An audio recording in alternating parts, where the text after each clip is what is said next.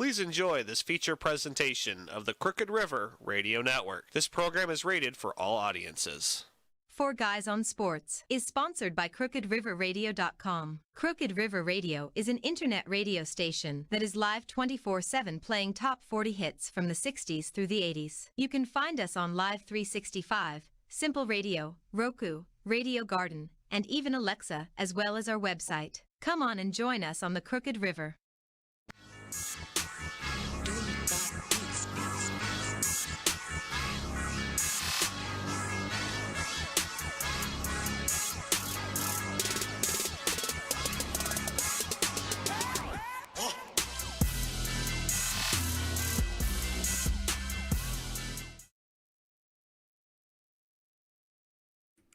Good morning, good morning. Morning. How we doing? All right. Good, we good, man. I now know what it feels like to be 0-4. Are you going to have a parade? Yeah, I'm thinking about that. There's going to be a parade around my house. Good Lord. Last week, where's my paper bag at? and you know what? And I say this, I don't think anybody just really saw it coming like this. Man, that was some good games coming, down to the end. Yeah, it's kind of one of those. Lucy, you got some explaining to do there, man, because it was great games, but I didn't see it coming the way it didn't see it happening the way it happened. I didn't see Cincinnati winning. I really didn't. I still don't. I don't see them going all the way. That quarterback was sacked 9 times again? 9 times and won. 9 times, and they still won. And he set a record for the NFL for lifetime of getting sacked and still winning a game. Honest to God, I read that the other day. Yeah. Something else. It was. Yeah. But it came down to that game there, looking at it, came down to a Tannehill error. Forcing the ball where he shouldn't have. There was, when you got better throws to make, I guess with Tannehill, his decision making. Because he played a good game, he just made some bad. Yeah, he made bad calls. I thought so too. They ended up in that Bengals game. The one thing that if they end up in the Super Bowl, which you got a 50-50 chance now, if they would end up in the Super Bowl. The one thing that Browns fans have a consolation of is we've beat them twice. Yep. Yeah. We've beat them twice. And if they end up in the Super Bowl, that just tells me that they ended up with Cleveland's winning luck this time. Mm-hmm. Yeah. But simple fact of it is, though, it was a hell of a game. That and that Rams game was something else too. Oh God. I didn't think that, even though I don't remember who I ended up picking Carolina or the Cardinals that game, I think, didn't I? I don't remember who I picked for that. Shawn? Let me look around here. Yeah. Oh, I thought you were looking at it. I think I got it over here. Yeah. The Rams and hey, Nate's joining us. Okay. Yes. Hello, gentlemen. Yeah, I'm supposed to have a guy who's supposed to be here at 11. He's not here. Let me just call and find out if I can get him to back that up real quick. Probably buried in snow somewhere. Man, I thought that was James Harden coming on there. You muted, dude. Yeah, James beard too raggedy, man. Hey, I can't say nothing, man. I can't even. Well, it's James Harden mixed with But yeah, It's cool, man. James all Harden that- be playing Kendrick Perkins. Say, James Harden reminds us of Uncle Fred, don't he, Gordy? I don't see it. You just think of that beard. I don't see it, but Oh Lord, James Harden, Uncle Fred, boy. fear the beard. I heard you was talking about me, Nate. Oh man, yeah, Gordy was I bet tickling me, man. my No, ears were burning so Blame it on bad. me. My ears I was know, burning it so was bad you funny, couldn't though. believe it. I couldn't help it, Pat. I'm like, Pat had 0 for 4. Went for 0 for 4. I was like, it just tickled me, man. I'm sorry, Pat. My friends, uh-huh. At 0 for 4, man, like, good Lord. Oh, man. I deserved it. Hey, I- bro. I think, Nate, you were only 50-50 guy because you changed your pick. Yeah, man. I had to go with what I was supposed to go with. Yeah. I should have went from the get. And that's the reason why it's going to be hard this time, too, man, looking at, because you remember Burrow beat Mahomes a little while ago. Yeah, so did Cleveland. Cleveland beat him twice. Cleveland beat him twice. Duke of Burrow. Duke of Burrow. So we'll see. Nothing can stop me because I'm the Duke of Burrow. And that song that was playing, which was one of my favorite songs ever, it was by Southside Johnny and the Ashbury Jukes. Should have been what I did with the picks last week. Just walk away. Yeah, man. We really didn't see things come the way we did. The Bucks, it was like, man, this could be a close one here. But I just felt like Tom Brady. He didn't have all his weapons. They weren't the healthiest offensive line, and That defense, they KC were going game. against. That KC game. I'm thinking at least they can win this one. Hey, hello. But And I got clobbered. yeah. KC Buffalo game though That was a great game. That quarterback duel there was awesome. You had Allen. He's given the ball 52 seconds to score a touchdown. Then they give it over to Mahomes. 48 seconds. With 13 seconds left, there was 2 minutes left on the clock. Just awesome. It was just absolutely awesome. That was a game where, both quarterbacks deserved to win. Mm-hmm. Yeah, and I Both thought they would. quarterbacks deserved to win. I actually had. I thought Allen did well enough. He should have won that. They should have won that game. They really did. That was a defensive lapse down the stretch there, that cost them that. And now they did talk about, a lot of experts said that they should have squib kicked that ball rather than just giving him that whole 13 seconds. But I mean, it's easier. Yeah, what can you do in 13 seconds? Yeah. That's It's what, easy 3 to plays? now. And they were pretty awesome. They were pretty awesome in the way they did it. And there was also a comment about Tyreek Holmes and him giving the peace sign as he turned on the Jets. And they said that they said actually couldn't, because this was their way out, they said that he actually didn't do it in his face. He did it as he was coming up on him, behind him. And, so he kind of like the road runner on that one. And it was awesome. What a game. It's the only thing, if either side of that, what a game. Yeah. And that last bomb that Josh Allen threw, man, you talking about a strike. I was like, oh my God. Perfect.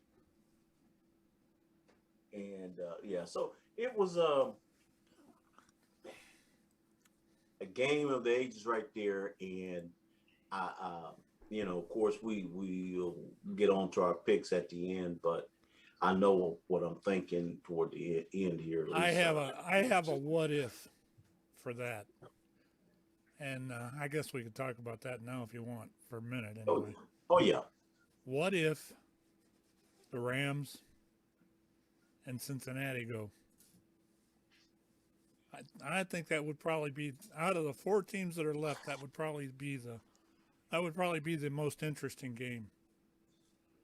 2 teams that really haven't been there in a while. Right. Cincinnati's only been to the Super Bowl 3 times in their history. Really, I didn't know it had been that many times. And they've been there 3 times in their history, from what I understood, and they've been around for almost as long as the Browns have, I think.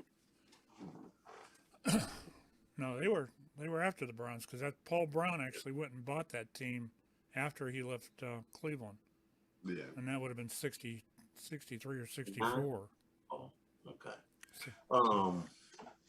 But yeah, that would be an interesting game. But I think both of these games should be interesting this weekend. But the thing with KC and Cincinnati, I think it's going to be a high-scoring game. I think it's going to be it may be another, back and forth like we saw this past weekend. I don't know if my heart could take that. Man. And boy, don't you know, man, I'd hate to be going down the stretch watching that game. I would have hated to be a KC fan or a Bills fan. My goodness, that was what a ride! What a ride. Question being though, would there be a chance they should change the overtime rules for the playoffs? That's a good question, and because I agree with you that is a great question, because you need to give, because it gives. You don't get a sporting chance if you go into overtime, and if that other team, your offense doesn't get a chance if your defense doesn't hold. Yeah. To a Excuse touchdown. me, They gentlemen. got a field goal. I need to step away for a second. Okay. All right. But the whole thing of it is that, and that is a great question. Will they change that? I don't know. You're not going to get it changed this year. No, not this year, but I mean, do you think they'll go into the off season and look at that seriously? Do you think they'll even seriously consider? What do you think would be fair in a situation like that? I know now it's the way it's set up. If you score a touchdown or if there is a defensive safety, you win the game, and it has to be a touchdown. A field goal won't do it, at least in the first possession. What do you think is fair? Do you do two complete possessions? I think my personal opinion is, if you get, you play with it 7, 8 minutes, whatever, and you get the whole 7 or 8 minutes. If they go down and score a touchdown, and you drive right back down and you score a touchdown, then it continues until somebody doesn't score a touchdown. Then let's say after that, the team that scored first, they get the ball back and they kick a field goal. I say they can win on field goal there, because you had your opportunity to hold them, or. There's all kinds of options you can go with. And that, I'd say a good sudden death would be each team score, a touchdown, and then they would each have to have a chance to score, but have to go by a time limit. Whoever scores first and fastest, I think maybe it would be. Well, my thing is this. Let's say they both score touchdown again, like I say. And because we talking, playoff games and AFC, NFC championship games and all these type of deals like that, or Super Bowl. Like I say, you play out that 8 minutes. If y'all both score, they score again, and say you score a touchdown, they score a touchdown. Mm-hmm. They come down, they kick a field goal. And let's say it takes that whole 8 minutes. Mm-hmm. That team wins. Now, I hear what you're saying. What if they both score and it runs out of time? Mm-hmm. I see what you're saying, Sean. So then after that, I think then you say, okay, all right, all you got to do is get a field goal. Whoever gets a field goal. Because when you go into that and you rotate the who gets the ball, after that first overtime, if the home team gets the ball first, they go down and score, then the opposing team scores, and then after that 7 minutes, 8 minutes, whatever it is, it's tied up again. Okay. I kind of like the adaptation of how the NCAA has done it now. After the first score, if they each score a touchdown, they have to go for 2 after that. There you go. I like that better. The other way would be, as far as what I see it anyway. Doesn't college take you to the opposing team's 25-yard line?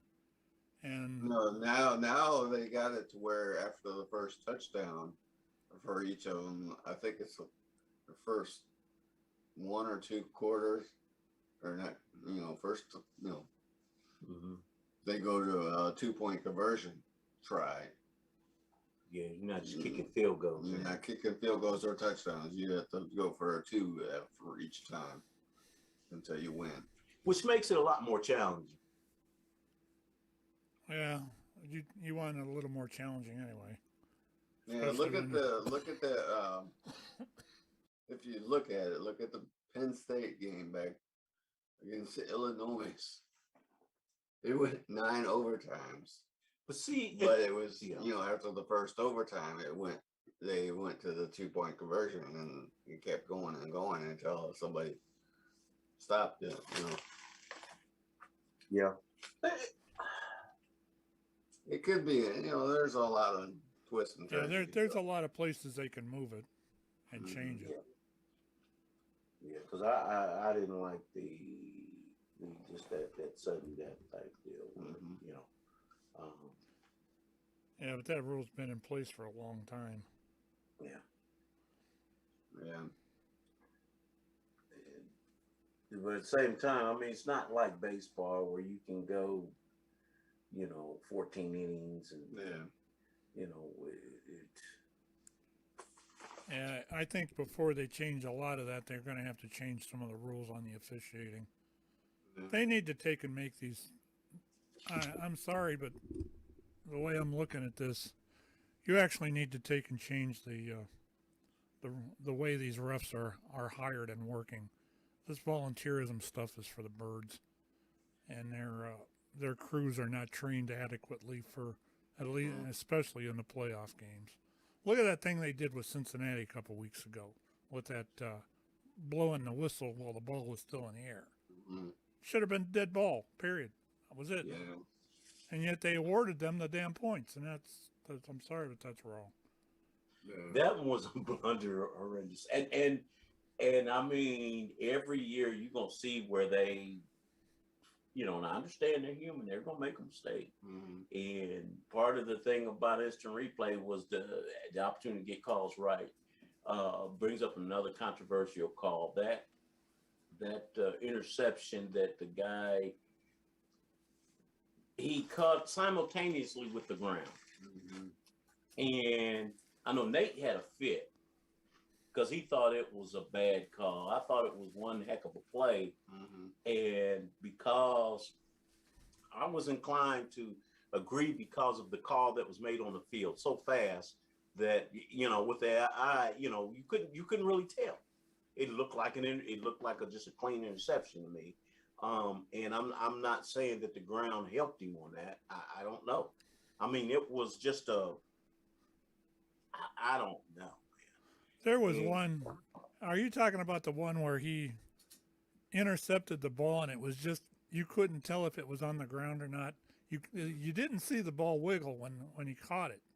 Right. Where It never moved. Yeah, it never moved. I thought that was a clean interception. And I thought, I'm with you on that. Call me crazy. And this is what I thought. Because the ball didn't move and it was simultaneous. Now, had they called that incomplete, I don't think they could have gone back and reversed it. Yeah. I thought it was an interception. They had a fit. But then again, we talking fanboy there, man. But yeah, I thought it was an interception. I thought it was a good call. And Nate was like, he disagreed. I wished he was on today because, man, he would argue you down. But he was going with his heart, man. I just thought I'm like you, Pat. The ball never moved. Yeah. He caught it simultaneously. I mean, he caught it and it scooped the ground, but I felt that's an interception. You couldn't even see the damn blades of grass move. That's how much I didn't think it was on the ground. Man. Usually when a ball hits the ground like that, especially on the end like that would have happened, the ball would have flexed or whatever, and you'd see the indent in the ground, but there was nothing there. That was one of the plays I looked at probably closer than I've looked in a long time. I actually when we've got a DVD, Warner's got a thing where you can stop action. Yeah. Or Spectrum does. And I looked at that 2 or 3 different ways, and there's no way. I think they missed that call. When they slowed it down, you could see. You could see where there was a mark on the ground as it came up because that they're playing on turf. Yeah. But at the same time, in live time, first off, there's no way with just your eye you could see that. Mm-hmm. And the play he made, that was pretty awesome. That was pretty awesome play. And like I say, because they ruled it a catch, I felt that it should have stayed. But I know Nate he was having a fit. He was texting me, man. It's horrible. That's horrible. And horrible. He gets as a fan, he's interesting. He's interesting as a fan. But yeah, I felt like that was and really I didn't have a dog in the fight, so to speak. Mm-hmm. And to be honest with you, I would have rather seen Houston and Buffalo or Houston and KC than Cincinnati and KC. Because I'm gonna say this: these teams, both of these teams, are very beatable by numerous teams. We've seen it this season. But at the same time, I just felt like sometimes, most times you say the best team won. I think I can't really say that. In the case of that Buffalo game, I think that was probably the most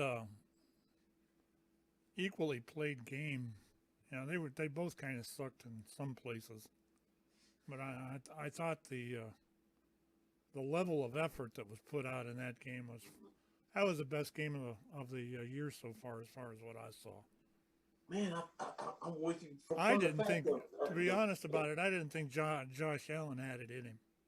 As much as they talk about how bad he was in the past, it kind of surprised me that he did that well and could have ended that team in the Super Bowl. Oh yeah. I always like the playoffs because of the fact that the playoffs are gonna be better than the Super Bowl, hands down. True. Because there is if you watch it, it's like watching a chess match. This team does this team counters. This team does this team, and it's a back and forth like that. And you can tell it's not only the players are just executing it. Where the mind work is those coaches, and that that is just invigorating to me to watch that stuff. And in that, Andy Reid is almost as much of as Belichick is a defensive genius. Andy Reid on the other end, man, offensively, and of course, I mean, it helps when you have to have Patrick Mahomes, because he made so many plays with his legs last week. Yeah, he started getting happy feet there for a while. I was watching that too. There was about in that last quarter especially, he was getting happy feet. There was more pressure coming at him in a lot of that than he could handle, and he was starting to get nervous about it. But the one thing that I saw in that Super Bowl game last year, and it hasn't changed too much. And when they start coming at him, which, let's face it, they were coming after him like gangbusters. When that starts happening, he gets happy feet and he ends up running all over the field. Yeah. Well, he made some big plays with his legs, and it was that. I think he's figured out that when you play this shell defense and these guys back up, well, fine, I'm going to run, because after a while, what they got hip to was this. First off,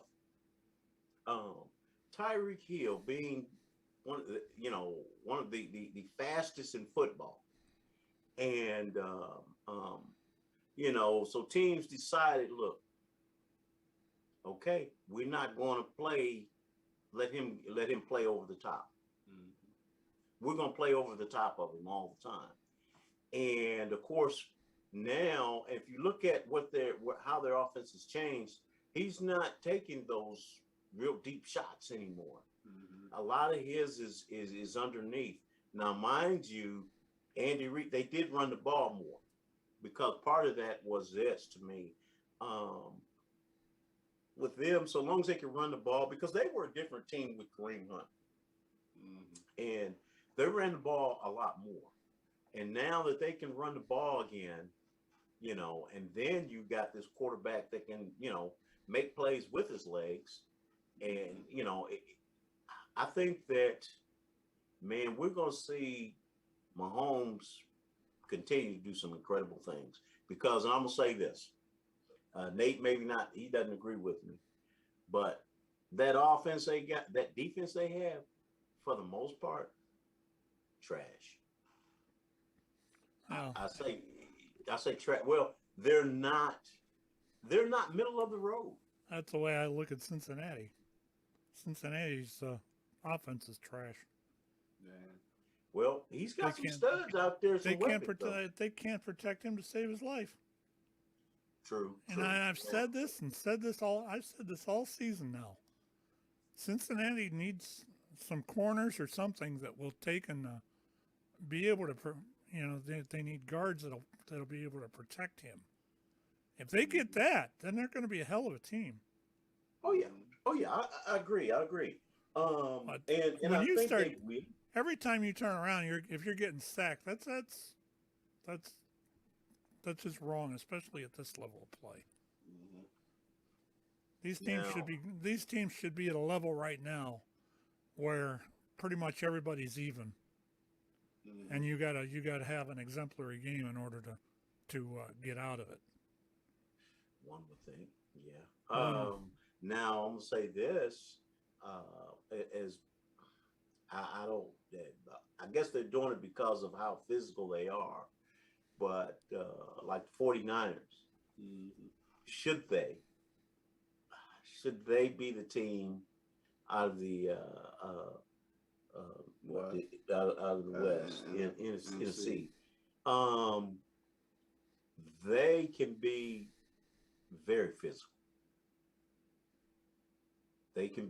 physical. I don't think that they're really that good offensively, other than the fact that if they can run that ball a little bit, if they can run that ball, they could make it tough.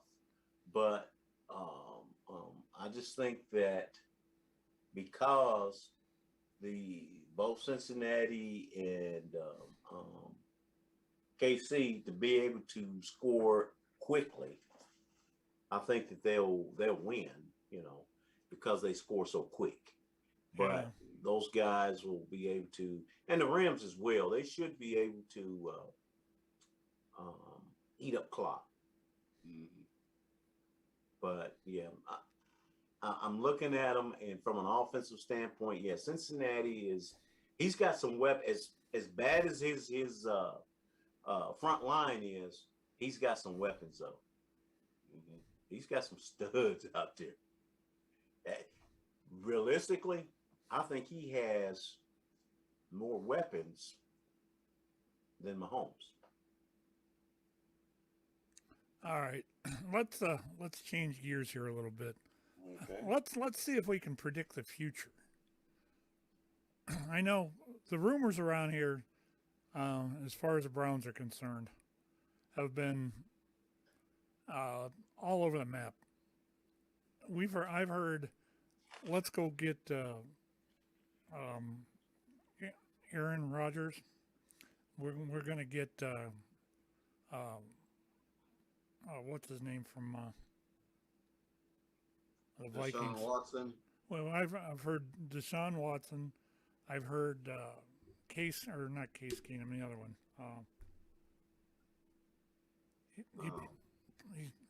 Anyway, he's I can't. My short-term memory is failing me now. But Kirk Cousins. Kirk Cousins, that's it. Thank you, Sean. I've heard Kirk Cousins, and that's just on the quarterback side. I think in order to, I know there's been 5 or 6 firings this year. Some of them or a couple of them that when I heard them, I'm like shaking I'm going, what? They fired him? That I think it was Miami was one of them. That coaching change over the head down there. Yeah. And it just you got to wonder where some of the stuff is going to head. Some of it's got a potential for becoming pretty good. I know the Browns lost Andrew Berry's right-hand man. Mm-hmm. To what I think he went to the Vikings. And that, of course, that set up rumors for a quarterback change. But where are we? This is where I think Cleveland should be headed. I think you got to give Baker one more, at least to start one more year. Mm-hmm. Because they're going to do that unless they get a flat-out trade for him. And why I say that is he's due $18 million this year. The last year of his contract was $18 million. And for them to just waylay that's just not going to happen. Haslam's too cheap to do that. Yeah. But so unless you have a quarterback change, quarterback swap, that's just not going to happen.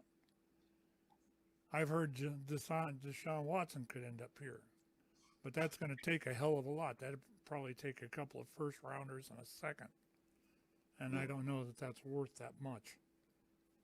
And then that's just the quarterback problems here. Then you start talking about wide receivers. You got Landry that's due $15 million. I don't think he's going to be here. No, he's gone. I think he's pretty much gone. They're gonna come up with younger for him. And that's why the mock drafts, a lot of the mock drafts have them going after a wide receiver in the draft. They're also saying that defensively, a lot of people don't think that Jadeveon Clowney's coming back. And if they lose him, whoever's doing that hiring and firing ought to have their heads examined. Because that's probably one of the better players they brought in last year. But what's coming down to is what's Cleveland going to do for a lot of this? Are they going to fill it through the draft, free agency, what? And it's not just the Browns that we're looking at here. Didn't Denver? I think Denver had a coaching change. Yeah. Yeah. Who else? They hired the offensive coordinator from Green Bay. Green Bay. And that's the talk of. That's where they say if they can maybe Aaron Rodgers over there, especially if they can get which I don't think Green Bay is going to turn Devontae Adams loose, but he could get Devontae Adams over there along with what they already have. Man, wow. There was also a thing that I read in the news today that said that my good old buddy Odell Beckham Jr. back in November or December told Von Miller to forget Browns. Forget the Browns. They don't go there. They don't need you. And it's and what's crazy is here he is now potentially going to be playing for a Super Bowl. Things funny how things work out, and which he did get a lot more targets. I thought he would get close to 100 yards, but he did get a lot more targets. And I think he will again because they're going to try and take Frisco's going to try and take Cup out the game. I tell you, you mind if we add somebody into the conversation here? Eric's been on the text with me here off and on. I'd kind of like to bring him in for his viewpoint if you guys don't mind.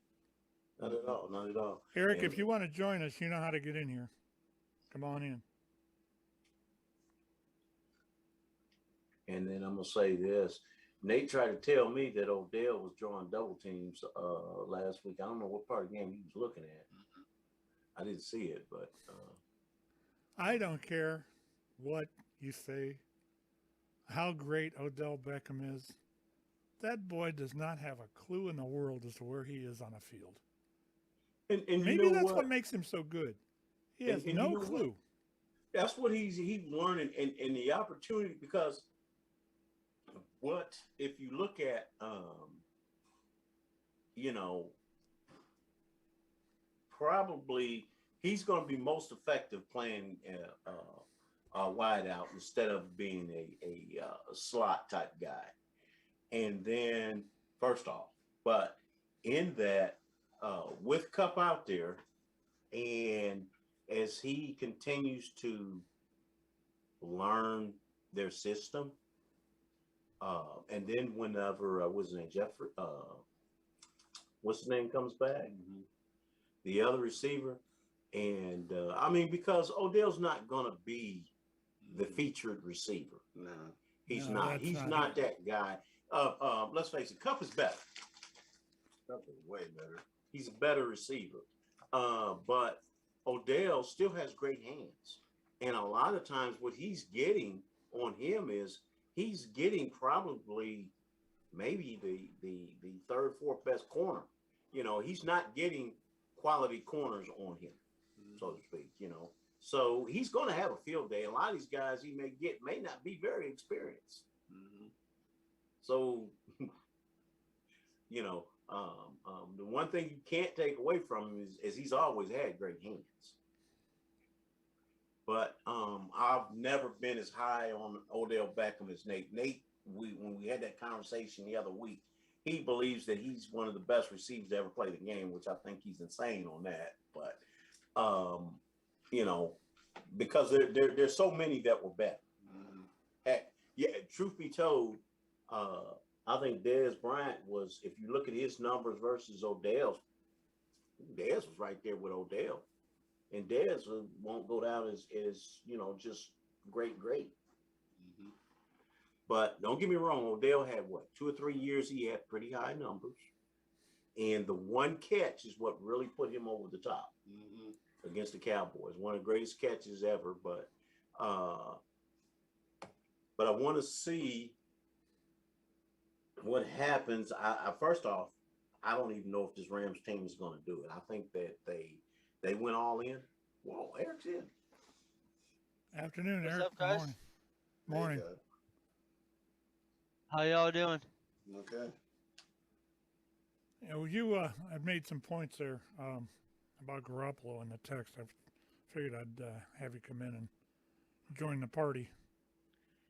Yeah, Garoppolo is another name that has come up for the Browns, and I saw Kyle Shanahan came out and said there's no way they're bringing him back because they drafted Trey Lance last year.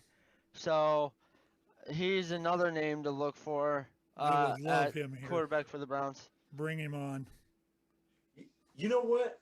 And Nate and I had a conversation about that a while back because he was telling me, he said, man, they basically got Jimmy G's bags packed. Now, the funny part about it is this. Let's say the 49ers make it to the Super Bowl. Or even if they win, do you still ditch Jimmy G? Well, that would have been a waste of a draft pick for Trey Lance, though. So you got to take that into consideration. They got the young kid to are ready and developed for next year. I think this was their plan no matter what. Well, I mean, they got lucky that they might make the Super Bowl, but I think it was their plan to get rid of him after this year no matter what. let me take you back into time. Back in the time of Joe Montana Steve Young. and I know Steve you're Young. going. And Steve Young, exactly. Yes, sir. Two of the best quarterbacks that team has ever had. Montana actually saw if you watched him, you could tell he looked at that. He looked at the field in 3D. No question about it. He could see anything.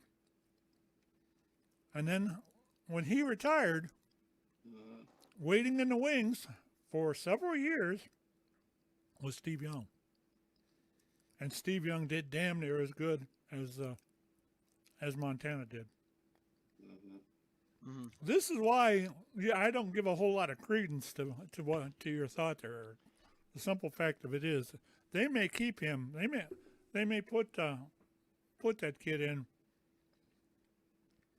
as far as the second quarterback. But he could be. They could wait for theoretically. They could wait for Garoppolo to either have a bad year or leave. But the thing is, Kyle Shanahan flat out said, "We're done with him no matter what." Oh, So, that's where I'm getting that's kind of where I'm formulating my opinion from. I think Kyle Shanahan's more of a straight shooter than this, the Browns regime who says one thing and completely does the other. But I don't think Shanahan is like that.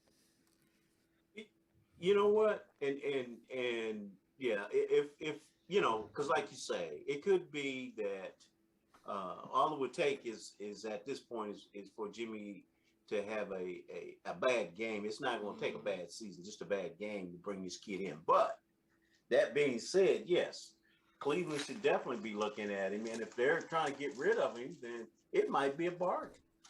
But there again, he's auditioning. So, this is his audition tour right here. yeah. He's auditioning like Baker Mayfield did for the Vikings.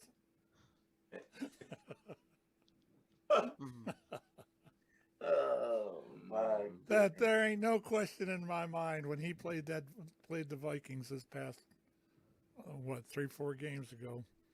There ain't no question in my mind that guy, that was an audition. Look and see how much I can favor your team. I'll even pass your receivers. Mm-hmm. That's funny, but in all seriousness, I think that if this is him getting the opportunity to really audition on such a big stage, then hey, kudos to Jimmy G, and if he does well, I honestly believe that he won't be without a job for long. No, he won't. You guys were also talking about the coaching, the firings and stuff. Did you guys see that who the possible head coach for Jacksonville is? The Byron Leftwich, former quarterback. Yeah.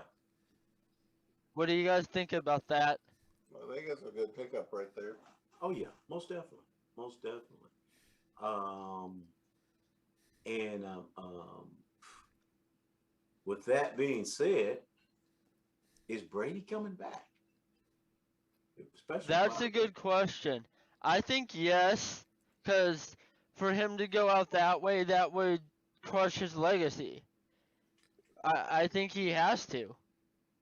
Well, everything he's done, he'll be in the conversation as the GOAT for, I mean, hands down, really. Not really conversation, but, for a long time to come. Now, granted, he may see that challenge because of all these young, hot quarterbacks we've seen coming up, man. The Burrows, the Allens, of course, Mahomes already been in the league a few years, and then boy with San Diego. Herbert. Herbert. That dude is. Man, I like him, man. He is just something different. But I mean, and there's so many.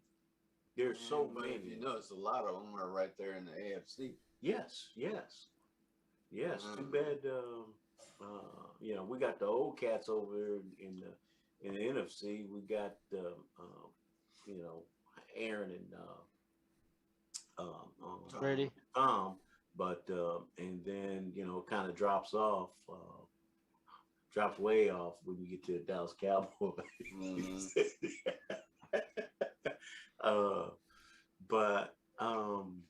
Yeah, man, it's.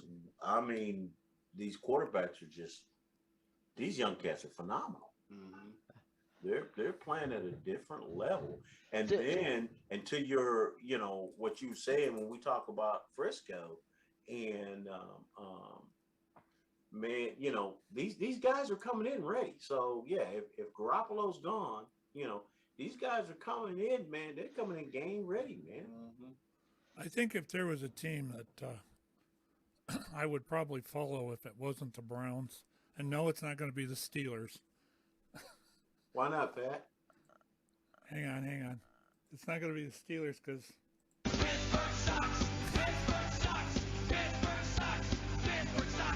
thanks for that opportunity. It would probably be the 49ers. I've liked that team ever since Montana was there. When they had him and Jerry Rice, that was a real pair as far as something to have on your team. And Montana was probably the smartest quarterback. That's one of probably the top 5 smartest quarterbacks in the NFL ever. I've never seen a guy that could see the field like that guy could, and that's what made him so great. But and you say that, and people don't talk about Peyton Manning, man. And of course, he happened to come along in the Tom Brady era. It's kind of like being a good team in the East when LeBron James was in the East. You were always going to be second best, but. They said Peyton Manning, man, that dude was something different, man. They tried to equate Montana with that quarterback from Miami at the time. His name began with an M and it escaped. Marino, yeah. They tried to, he's as good as Marino is, or Marino's as good as someone. Bull crap. I've never seen a quarterback that could dice apart a defense as well as that guy could. Just an incredible player. Yeah. I'm not really a Frisco fan, partially because of being here, and you got to know that, okay, Dallas is probably, in all the sports, they're one of the most relevant, and they hadn't won jack in a long time, but you either hate them or love And so, but we had a lot of folks here never been to Frisco in their life, and they've been Frisco fans and all that. Well, you but have that here with Pittsburgh too. yeah, exactly. I don't understand that, but in They're that, just front runners. It's just the whole bandwagon front runner thing. you're right. Yeah. You're right. You're right. I had a clown tell me. Fair weather friends. Yeah. I had a clown tell me one time that he was, we were discussing football and the Cowboy. I'm not a Cowboy fan, so either I like Green Bay or New England. I'm like, man, shut up. I don't even want to talk to you. You're a bandwagon. No, I'm not a man. Shut up. I don't end the conversation. I was rude to him. New England. I won't call his name, put him on blast like that. But Buffon was just a bandwagoner, so I didn't have time to. Looking at New England, there is probably the biggest example of a coach taking advantage of a system when he went in there, not necessarily making it better, but just taking advantage of it. New England, when he went there, Mr. Mumbler went there. They had the best front office in the league, hands down. That coach that was there before him, I can't think of his name. Wow, it's been a long time. He was an NFL legend. I can't think of his name, but not Parcells. Yes, Parcells was who I was thinking of. He had actually built that team and built the winner that it was long before Belichick came along. Well, he vacated that post, and Belichick saw it as an opportunity. Belichick actually was going to choose. I remember when this was happening. The Jets. When this was happening, he had the Jets, Jets, Buffalo, and New England wanted him. And you know why he took what he did? Because New England had the best reputation for the front office. That's a fact. But you know what? In that, he got a lot of control of that. They gave him almost carte blanche as far as. All right. Well, let's do a little hypothetical here, Gordon. I've got me a Cadillac. It's beautiful. It's got shiny wheels. It's got white walls. It's decked out. It's got the biggest ham radio in it I ever wanted. And that's going to be handed to me. All I got to do is keep it maintained and let it run. Okay, could you do that? I got you. Yeah. And would you want that? I was to your point. I was watching a documentary on Parcells on NFL Network. I don't know if you've ever seen it. It's called The Football Life. But he originally had left the Patriots because he was sick of putting up with Parcells' BS. And then, of course, he saw Parcells leave, and then he's like, okay, well, I'll just jump ship here. But I thought that was with the Giants, not the Patriots. But anyway, go ahead. But, it's the difference between that and turning over and taking a Cadillac as opposed to a Volkswagen. I got you. I see what you're saying. True that. But in that, look at what he did as far as contracts and moving players in and out the system. But what I'm saying is he's not the one that's completely in charge of that up there, even now. He's got a front office that's next to none that does the picking. He runs the front office. The front office doesn't run him. He's the GM and everything I don't know there. That I believe that. I don't. He's got a very significant crew there that does the scouting and the picking. And that's how they've kept as good as they are. Who was that? This guy. He's been in TV for a while now, but he talked about playing there and winning, and he talked about playing under Parcells and saying that it was great to win, but he wasn't happy there And although they were winning, they weren't happy because of Parcells.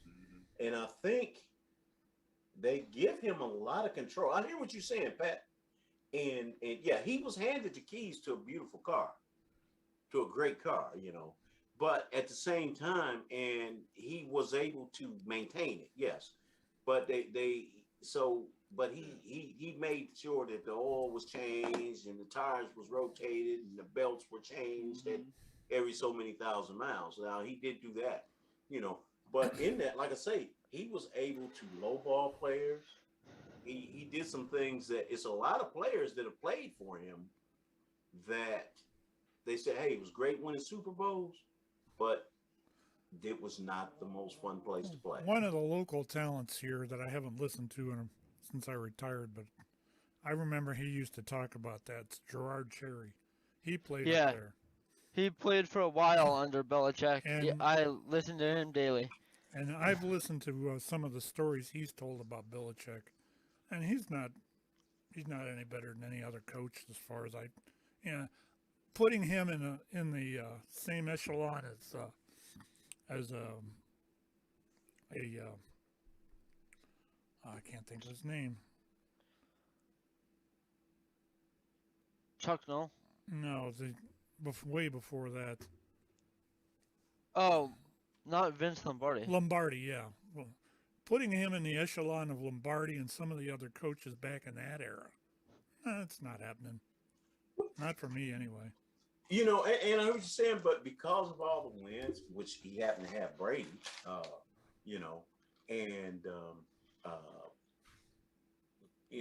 that because of all those wins, you just associate, hey, you're great, you're great, you're great. You look around, and when you win a lot, look at their coaches that when they win a lot, you're great. If you're a player, and part of it is being good, and part of it is being lucky. And I think luck is a matter of being prepared when the opportunity arises. I can't take a whole lot from Belichick. They continue to keep it rolling because there's some guys that it would fall. I put it like this: Cowboys coach right now. That dude, you could hand McCarthy. him. Yeah, you could hand him something and the wheels would fall off in no time. Look at Barry Switzer. Look at what he was handed with Dallas Cowboys. He won a Super Bowl, and the only thing he had to do was just show up. Yeah. Well, there for a lot of years, that's all Belichick had to do. He couldn't, but I'm saying this. Belichick was smart enough to keep it going. Barry Switzer wasn't. Talking about that, look at what they're talking about right now with a guy out of, that just left New Orleans. Sean Payton. Peyton, yeah. Peyton. They're talking already about him being the replacement here in Dallas. Yeah. They wanted, man, the fans anyway, and a lot of sports folks wanted Peyton to come because he has a relationship with the Joneses anyway, but he's not. He's gonna go be the top analyst for Fox to replace Troy Aikman, because Troy Aikman's going to work for Amazon. And I'll say this, but I mean, it will likely, we would love it because no one thinks very high of McCarthy. He got that Super Bowl, he happened to have Aaron Rodgers, and look how long ago it was, but he did get him, hey, they got a Super Bowl, but they look at him now, and it showed Dallas was the most penalized team, and they missed being the most penalized by yardage by just a few yards. But the most penalized team in the NFL, they were they've been all over him about clock management. Undisciplined team. Yeah, undisciplined team.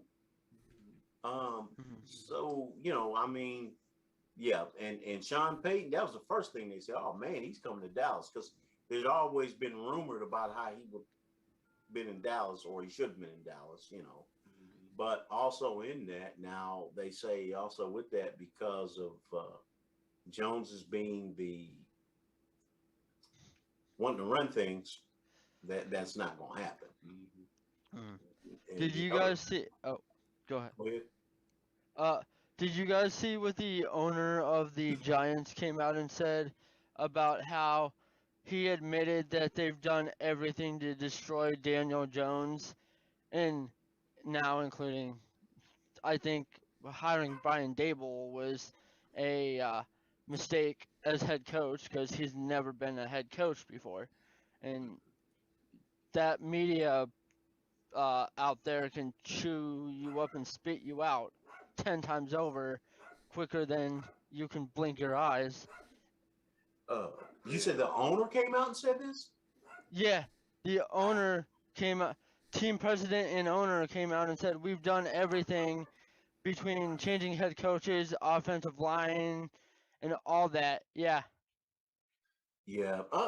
You know, and I'd say a long time ago when they fired Jason Garrett, and which it was time for him to get out. That was way time for him to get out of Dallas. But you know, I felt like they made well, other than Saquon, and I wasn't totally sold on Daniel Jones. I thought he was okay at best. I thought he was a little bit overrated. There's too much hype behind this cat. But I felt like they continued to make some blunders. I'm like, who's the GM? They need to get rid of the GM and some of these other guys. But there again, when you got owners running the team, you know, like the Joneses, you know, you can scoop. They're not gonna fire themselves. Yeah, I mean, and I think the owners for the Giants kind of the Maras or Maras, whatever, they have a reputation of firing a lot too. Yeah. So. Yeah, you know, and I guess part of that is that I guess, you know, if I'm the owner of a team, man, I'm one heck of a football fan, but I'm not the guy to run the team. I want to go out there and hire as from a wisdom standpoint, I'm going to find the very best, most qualified GM and coach and let them do things. Yeah. You know, because the guy who surrounds himself with great people is a true and wise man. You know, the one who thinks he knows it all, is the expert on everything, is a fool. It's about the ego. And that's, I think, the problem with the Cowboys is Jerry Jones is all ego and doesn't realize he's going to really not have continued success the way he meddles. No team with a meddling owner. Look at the Browns. For the longest time, Haslam, even through his legal issues, was meddling owner. And then he kind of stepped back, and they are kind of good now. And they bought the Columbus soccer team too, and within a year of them buying it, they won a championship because he let people who know the sport of soccer run the team, and they end up successful and win a championship. That sounds like a good idea, doesn't it? Yeah, one would think, but there again, let's face it, we saw what Jerry Jones did with Jimmy. He ran him out because of his ego, you know. And when they hired him, Bill Parcells, they said he won't last because Bill Parcells is a guy that he needs to have control. And Jerry is he's the ultimate alpha dog, man. I gotta run this thing, you know. But the thing about it is this. Now, what he is he's a heck of a businessman. But because from the point of making money, because even at that, Cowboys haven't, man, when have they been, in the last, since the '90s. So when they won Super Bowls, after that, I mean, they hadn't even won. They hadn't won five playoff games Hmm. since the '90s. Now, saying that, they're still They're the most marketable team. most marketable franchise in all of sports. Yeah. If you watch what Jerry does, okay, the whole deal with Dak and his whole press contract negotiation deal, that was Jerry. You know, even with Zeke, they were talking about them in the off season because of, you know, so Zeke could get that, and he's going to give him the money, but he's got to play that game. It's got to be out there. He's going to air all his laundry because it's about making money. It's about, to Jerry Jones, no publicity is bad publicity. That's just who he is. So he's going to keep you talking about him, and you know, I talk about him because I'm here. I'm a Cowboy fan now, but Eric and at I the were. same time, I'm almost in as bad a shape as a Browns fan because Cowboys, for the foreseeable future, Cowboys ain't winning jack. Mhm. Eric and I were having a discussion about publicity last night, actually, and I was telling him pretty much the same thing. There is no such thing as bad publicity. Some's just not as good as the other. You made a comment about the ownership role here a minute ago, Gordon. It made me think of a poem. You want to hear it? Let's hear it. It's not my job to run the train. The whistle I don't blow. It's not my job to say how far the train's supposed to go. I'm not allowed to pull the brake or even ring the bell. But let the damn thing jump the track and see who catches hell. That's accurate. Yeah. But I mean, and talking about meddling owners before he passed, look at the Raiders when Al Davis was the owner. They were horrible.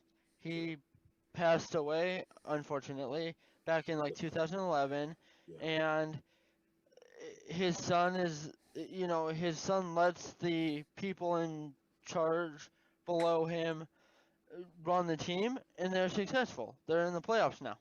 Well, not currently, but Yeah. more than they were ever under Right. Al. Right. And you say that, Eric, and I'll say this. There was a deal, I think it's been maybe last year, year before. They were talking about the most dysfunctional franchises in all sports. Mhm. 1 and 2, guess who they were? Raiders and Cowboys. No, sir. Dallas and Cleveland. Yeah, that makes sense. Because when you look at Cleveland and going into the season, the expectations were so high for them, as well as the Cowboys. And you look at how much talent they have. And actually, Cleveland's more talented. They talk about Dallas's offensive line. Dallas's offensive line isn't the same offensive line they were. Okay. Now, but if you look at Cleveland, man, there's no way Cleveland should have sucked as bad as they did this year. There's none. And even the year before, they say that those are the two most, in all football anyway, they said those are the two most dysfunctional franchises in all of football. And I would like to see if somebody came out with the most dysfunctional sports cities in the country, because I think, unfortunately, other than the Cavs, the Cleveland, I think, would be in the top 3 because of the Browns, obviously. Then the fans with the Guardians or whatever they want to be called, can't stand the owners because they won't spend money. So, you know, I would think Cleveland would be one of the most dysfunctional sports cities, not just for one team, but for multiple. You know, as far as dysfunctional stuff goes, I got to make a comment here. I've watched Cleveland Browns football since 64, 65. And back then, you had Blanton Collier. You had a front office that knew what the hell they were doing, more or less, even though that was the beginning of Modell. And I don't know where it went bad. I kind of, well, I do know where it went bad. It went completely south when Sashi, what's his name, was here. Sashi Brown. Sushi Brown or whatever the heck his name was. Yeah. And they decided to destroy the team to get draft picks. And that's where but there's always been kind of a management issue with the Browns. They never seem to get it right. And to this point, I don't think that they've got it right yet. I like what they've put in place in some of it. Andrew Berry's not bad. Stefanski's not bad. It could be better. But there's been some management decisions there that completely suck, and that's until they straighten some of this out, they're never going to get anywhere. As I agree with it completely, we're probably one of the top in the league, if we're not the top, of dysfunctionality. It's the truth. What do you do about that? What can a fan do about that? The center of the dysfunction is none other than the quarterback, Baker Mayfield. But he's not in the management role, Eric. I would agree with that if he was in a management role. But I mean, he's the problem for losing. He's the reason for losing, though, because he's letting the fights with fans. I think he's letting the fans get rent space in his head, as a local radio host would say. You know who I'm talking about. He's letting fans rent space in his head, and as a NFL quarterback or a professional athlete, you can't do that until you change the karma in that team. Until you change the decision making to better decision making, you have to change the whole thing. You have to change the thing as a whole. It doesn't start at the quarterback. It doesn't start at the general manager. I'm wondering if there isn't problems. Some of this isn't problems with decisions from the Haslams. It could be. I was just going to say, it very well could be. And until you change that line of thinking, heaven help us. Truly, I think Mrs. Haslam is running the team more than she is. Mr. You know she is. That's her team. Because Mr. is kind of still in the issues with the pilot Flying J, which they're eventually, I think in 2023, they garnish all their ownership of that to Warren Buffett. But until he loses complete control of that, there's going to always be issues. Until you actually change the direction of that team completely, and it's the same with Dallas and a couple of these other ones. You've got management issues there that nobody ever wants to talk about, but you know they're there. I mean, it's like I said earlier with the Cleveland Guardians. They have the issue of not wanting to spend money, not looking at it from the fan perspective, but if you don't spend money, you're not gonna you're not gonna win. You know, you got teams. You gotta look at the aspect, Eric. You gotta look at the aspect of it being a small city, in terms of baseball, small market. Yeah. I guess you have to change the philosophy of the Browns is what you're going to have to change here to get it right. Yeah. Mm-hmm. That's all. True that. But also, Eric, I agree with you on one thing on Baker, because Baker he's a narcissist. Mm-hmm. And the reason I say is he can't handle to hire you up, and when you fall, the greater the criticism. Mm-hmm. And that's something you got to get used to. If you look at LeBron, I don't think there's ever been a player in all of sports that has taken more criticism. Mm-hmm. And he continued to rise. Mm-hmm. He continued to rise. He uses it as fuel. The problem with this generation of anybody, but we'll just use athletes, is what you said, the whole narcissism. There was nobody to knock them down a notch when they were younger, then now people are, booing them or saying negative things about them, and they go after the fans. Look Sure. at Jedrick Wills after one of the games. He came out and posted on Instagram and was like, "How about we just go to the normal person's job and start booing them at their job and see how they like it." And that's fun. It's hilarious, when you look at that, because and it may even be more of a generational thing where now they can't handle it, and because how can I say this without coming off as too well? Anyway, okay, participation trophies and this whole thing of being sensitive and everything and where we Oh are. boy, here we go.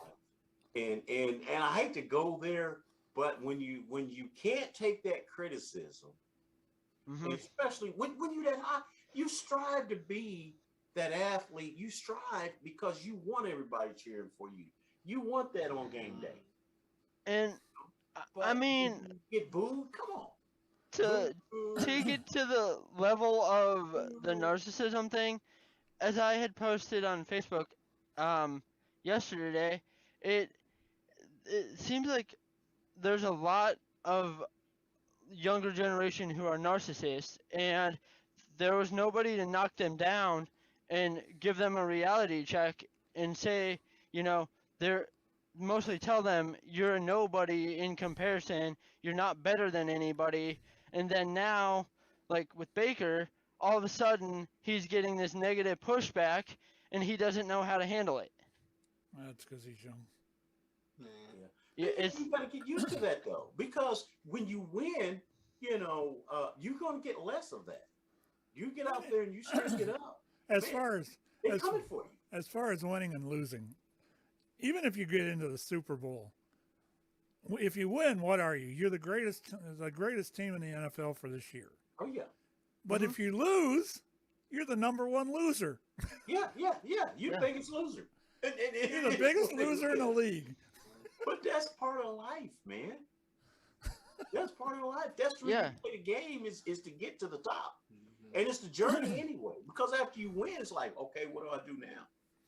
All right, we've got about 9 minutes left, and I think we need to wrap this up.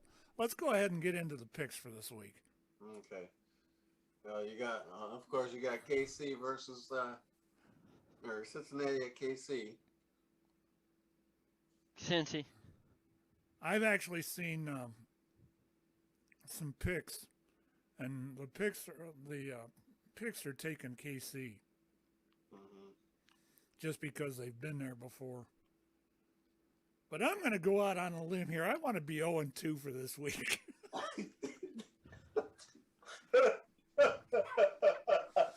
I was 0-4 last week. I can be 0-2 this week. So you going Cincinnati? I want Cincinnati, yes. I'm taking KC. I'm taking KC also. Eric, you're taking Cincy? Yep. I'll get Nate's pick later. Okay. All right. And then you got the Rams and Frisco. 49ers at the Rams. Frisco. 49ers. I've had a premonition. And this premonition is telling me to take the Rams and Cincy in the Super Bowl. Man. I've just had that gut feeling since 2 weeks ago. But you're gonna go with the Rams? I think the Rams. The reason I'd pick them is because of OBJ going over there and trying to prove a point. But the thing with the Rams, they've got that Cooper Kupp, and that is a hell of a receiver. Mm-hmm. So I'm taking the Rams. I'd like to take Frisco. My gut tells me I should take them, but I think it's going to end up being the Rams and Cincy. Oh man. Huh? While you're trying to decide, I'm taking the Rams. Sean's is kind of And I'm with you on the fact that, well, hey, I don't even know. After what I saw last week, Pat, I don't know. It's a guess, man. It's a flat out guess. Shawn? Yeah, I'm just saying. I love it. I'm trying to think here. I love it. As we're waiting for Sean's pick, just a little bit of breaking news. Former Ohio State and Kansas City Chiefs corner Damon Arnett arrested for assault with deadly weapon. Oh, wow. Wow. Yeah. Dumbass. That's like Malik getting busted a couple of weeks ago. Exactly. Dumbass. No, what about remember what's his name when he went to New York? I'm sounding like my old coworker, Jasper. Oh, no matter. Yeah. Boy got shot. He shot himself in the leg when he went in the club. Plexico Burris. You're talking? No. That's Winslow. Kellen Winslow. No, that was Plexico Burris. Kellen Winslow was the motorcycle accident. Plexico Burris, yeah. Okay. Shot himself in. I'm like, wow. And then they arrested him for it. Winslow just got 14 years for rape. Oh, yeah. I saw that in the news a couple of days ago. Wow. Yeah. Dumbass. Yeah. Exactly. I'm going Rams a little slight edge because it's being played there. But they did say that the crowd there for that game is going to be 65% 49ers. Really? At being played at the LA. Wow. I just got a feeling it's going to be the Rams. And the Super Bowl, where's it being played this year? Right there, LA. SoFi. Wow.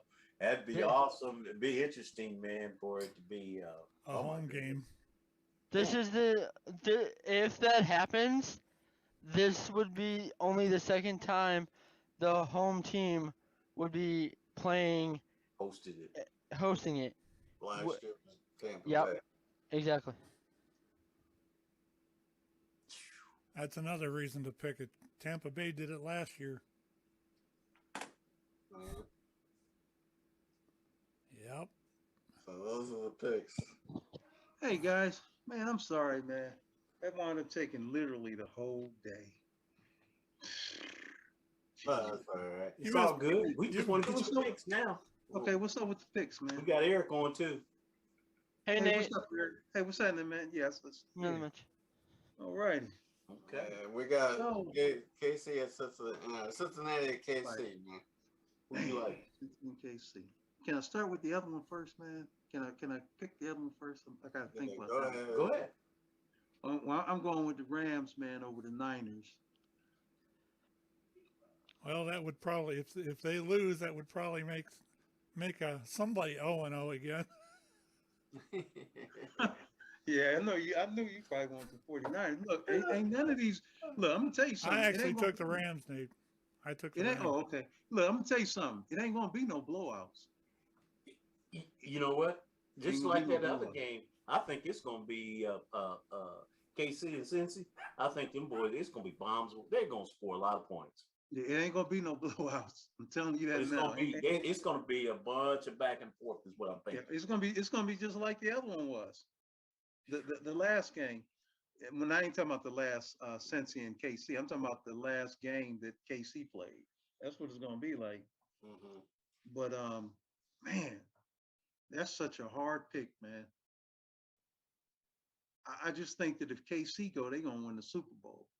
Mm-hmm. Cincy go, I don't think Cincy. I think I'm looking at them and say they overachieve. But Oh, hard pick, little man. breaking news, kind of something we briefly touched on. Tom Brady retirement announcement coming soon, according to Pro Football Talk. Man, I don't hear this dude retiring, man. He running back. Man, like, what kind of bull is that, man? Now, you know, I'm gonna say this, and he said they asked him He said about 45, retirement. man. He said, he said, I don't want to be sitting at home watching a game knowing that, or honestly believing that I could have done better. So with that, come on, he's still one of the better quarterbacks around. Right. And then he's definitely one of the better quarterbacks. After our conversation we had the other day, there's so many talented young quarterbacks out there. It's insane. Yeah, I think the Bears are going to surprise some people after the changes they made. Well, they said that Gronkowski made the announcement that if his name comes back, he'll come back too. If Brady comes back, he'll come back and play too. Yeah, I would like to see him, run it back again, man. Get guys back healthy and run it back. But I guess they looking at the salary cap issues, man. They trying to figure out, man, how we going, guys going to take a little money. It's hard to get guys, this man. echelon of guys needs to go. Yeah, guys need their money, man. They got to be able to, take care of life. But could you see Tom Brady becoming an analyst one day? Or do you think he would, once he retires, he's just going to get away from the game fully? I think he's going to walk off into the sunset. Yeah, he's more like, to me, he's more like the quote-unquote MJ type. You don't see MJ ain't going to be no announcer. Yeah. He's got a radio show right now with Larry Fitzgerald. Doing something else. Yeah. But look how long he was away from it, I see that dude kind of walking off into the sunset a bit. We saw Drew Brees go right into it, and to be honest with you, I'm not really feeling Drew Brees. Tony Romo did great.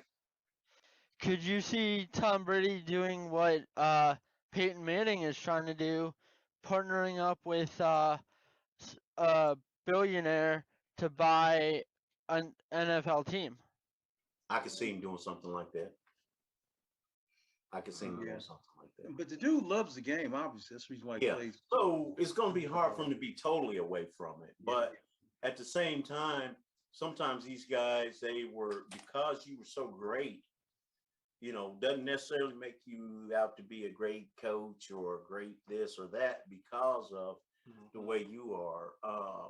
There's probably a few guys that could do that are really great. And usually, if you look at some of the best coaches in pro sports, weren't great players.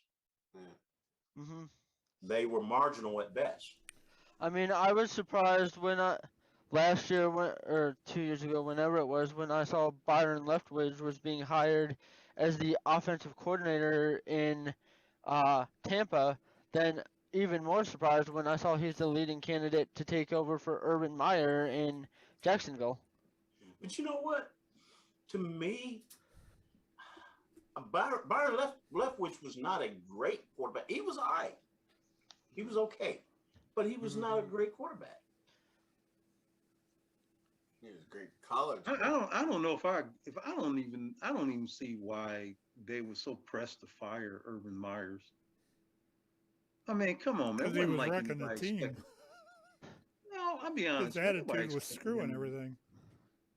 I mean, Keep the player. Come on, man. This dude, he was off the rails, man. Man, he's just like the rest of these cats, man. Like, come on. No, I'm a grown man. You put your feet on me, man. I don't care who you are, man. We gonna do this. All right. Like, man, he like, get your job. And with those happy notes.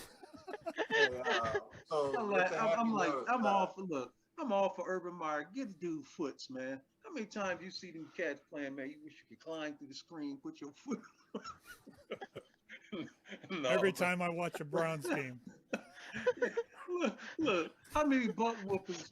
Anytime Baker Mayfield talks. Yeah, how many times did you beat Baker up? Well, Baker's taken himself out of the running for being talked about on social media now. Yeah, he's off social media because he don't want to.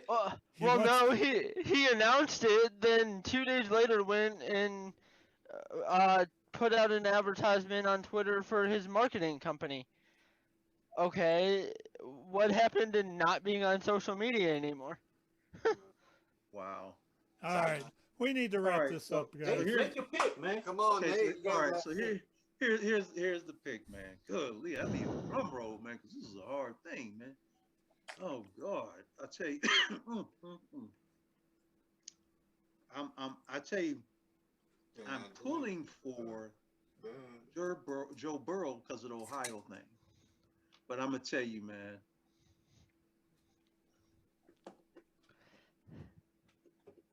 I think it's KC, man. That's as close as I can get to a drum roll. Come tomorrow, come about 2:30 or so, I might have to change my pick. I like Joe Burrow so much, man. I just don't see. I don't see how, man, he could be ready. That Pat, team, you need to man. play that song, man. What song's that? You don't have it up now. Duke of So Earl. who did- Duke of Burrow, what- I mean. What the Duke of Burrow? So let me ask you something. What was y'all's picks, man? Well, Uh, we all picked just the opposite of you, Nate. yeah. Yeah, Cincy, okay. San Fran was mine. No, you and Eric picked Cincy Yeah, Cincy and San Fran. and Eric picked San Fran with Pat, right? Or Yeah. no, Pat didn't pick San Fran. No, I took the Rams. Uh, I think I picked was the only Rams one. except for Eric, and then Gordon, myself, and Nate took KC, and then Cincinnati and went to Eric and my dad. Well, I feel safe with I was just gonna pick opposite of Pat, but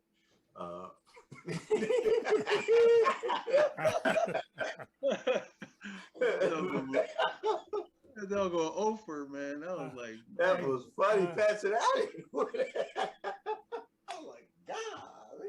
Oh my gosh. Oh, but I'll tell you, yeah, man. I tell you what, the other week, man, the only one, because hey, man, what I picked Tampa Bay to lose, because I only had one. I picked Tampa Bay to lose, and I knew for sure Buffalo and the Titans, they got this. All right, we need to wrap this up, so we'll end this with a quick song here, and we'll be out of here. Thanks, everybody, for tuning in. This is probably one of the best shows we've ever done. It was a blast. Eric, thanks for joining us.